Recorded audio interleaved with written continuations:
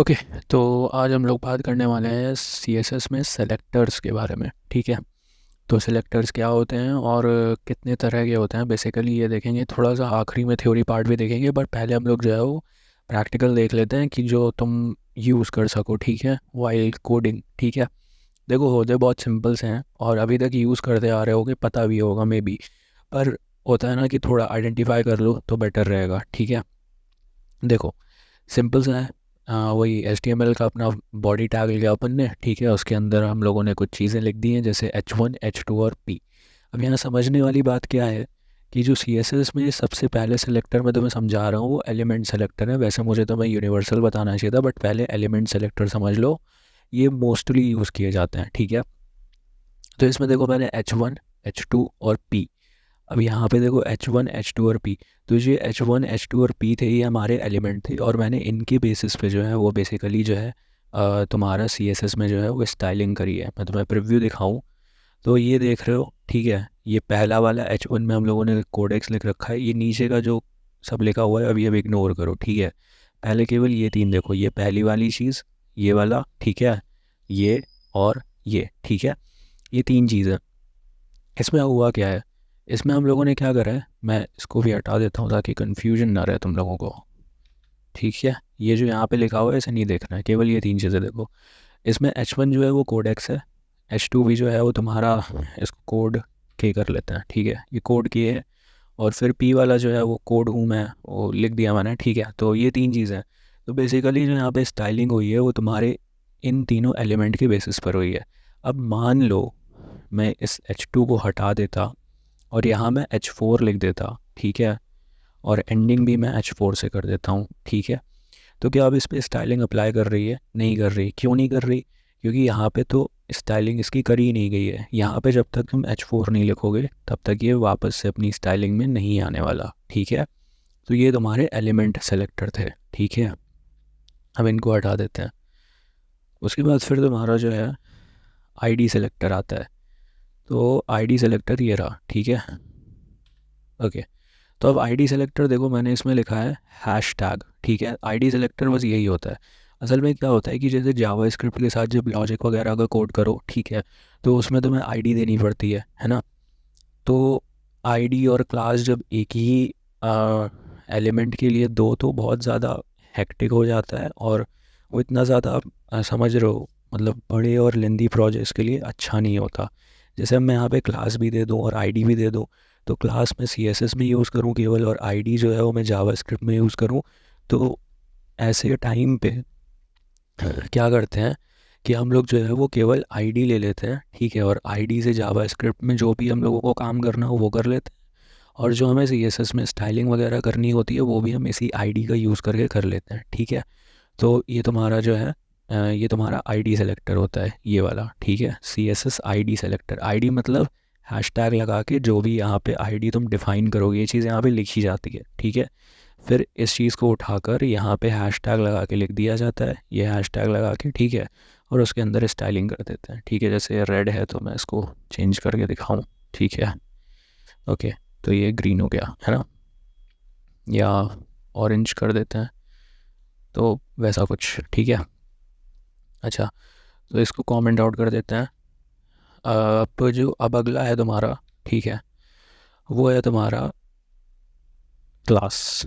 ठीक है, ये जो तुम्हारा ये P एलिमेंट है, इसके अंदर हम लोगों ने क्लास डिफाइन करा है, पैरा, जो मोस्टली सबसे ज़्यादा जो है वो यही यूज़ किए जाते हैं, क्लास। ठीक है, क्लास आप लिख देते हो एलिमेंट में, और उसके बाद फिर तुम जो है उसे आगे जाके डिज़ाइन कर देते हो। ठीक है, क्लास सेलेक्टर का भी सीन यही होता है। देखो, क्लास सेलेक्टर में बस ध्यान रखना कि डॉट लगाया जाता है। ठीक है, मतलब कि जो तुम्हारा वो आईडी सेलेक्टर था उसमें ये देखो हैश टैग लगाया जाता है। ठीक है, और जो तुम्हारा क्लास सेलेक्टर होता है उसमें डॉट लगाया जाता है। ये चीज़ ध्यान रखना। उससे पहले जो एलिमेंट सेलेक्टर था उसमें ना डॉट ना हैश टैग, जो एलिमेंट होता है बस वही लिख दिया जाता है। ठीक है, समझ गया? अभी दिख रहा है ये तीनों, है ना? कलरिंग अलग कर दूं क्या, ज़्यादा समझ आएगा? ओके, एंड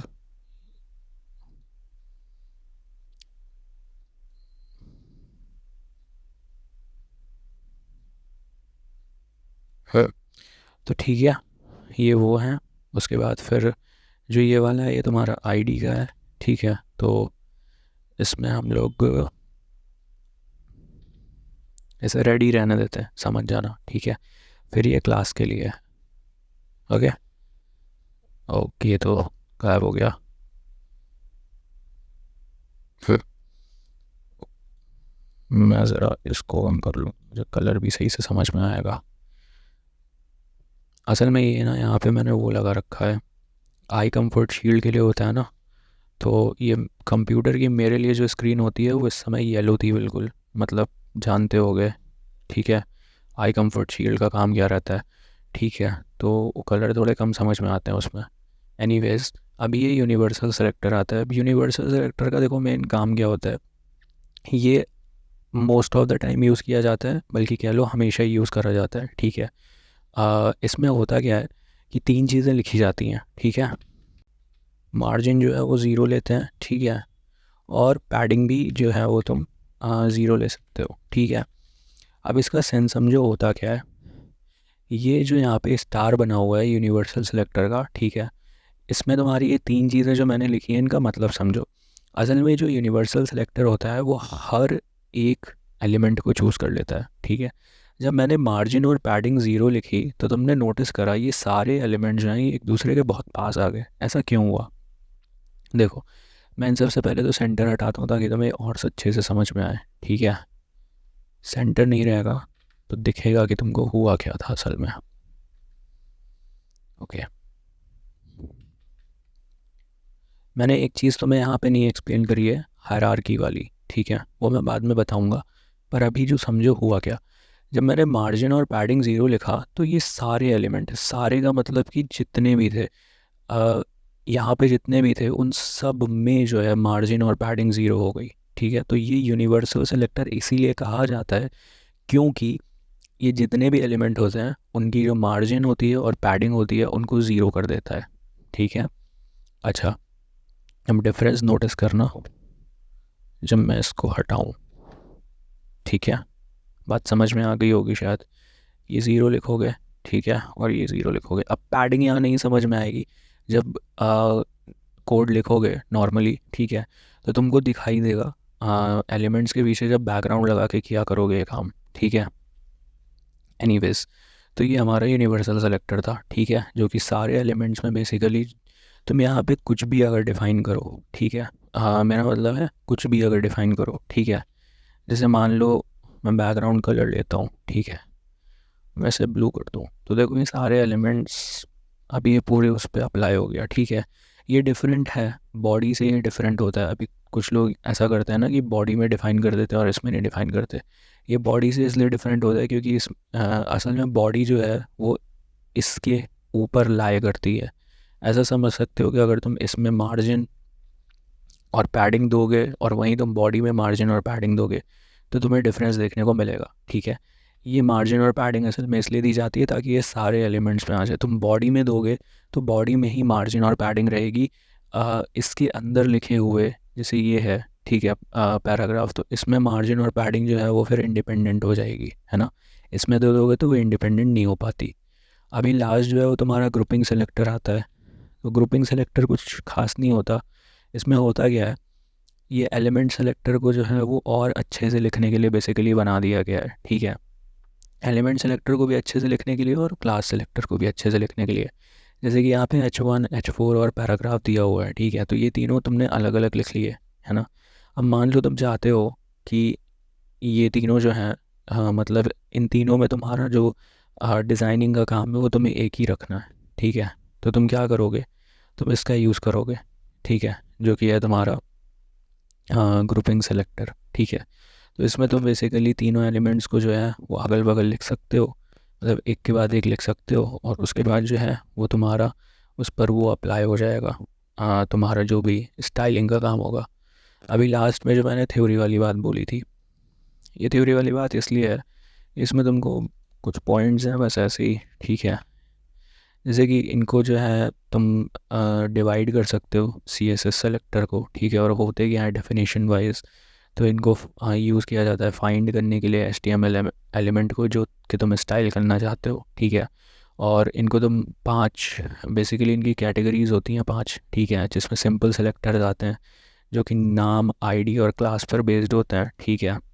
उसके बाद दूसरा जो है वो कॉम्बिनेटर सेलेक्टर होते हैं, ठीक है, जो कि स्पेसिफिक रिलेशन के बेसिस पर होते हैं, ठीक है। और फिर तुम्हारे सीडो क्लास सेलेक्टर्स आते हैं, ओके, जो कि तुम्हारे सर्टेन स्टेट पर बेस होकर जो है वो सेलेक्ट करते हैं। ये देखो हमारी थ्योरी है ना, तो अगर लिखना चाहते हो तो लिख लो, वैसे मुझे नहीं पता कहाँ काम आएगी क्योंकि मैं सीएस का स्टूडेंट तो हूँ नहीं, ठीक है। अब अपना समझ लेना, ये इनके क्लासेस होते हैं, 5 कैटेगरीज होती हैं जिनमें तुम बेसिकली इनको डिवाइड कर सकते हो, ठीक है। बाकी मुझे नीचे बताओ, और अगर किसी टॉपिक पे चाहिए हो वीडियो, ठीक है, तो मैं ट्राई करूँगा, अगर मुझे वो टॉपिक आता होगा तो मैं ज़रूर बना दूँगा, ठीक है। बाकी फिर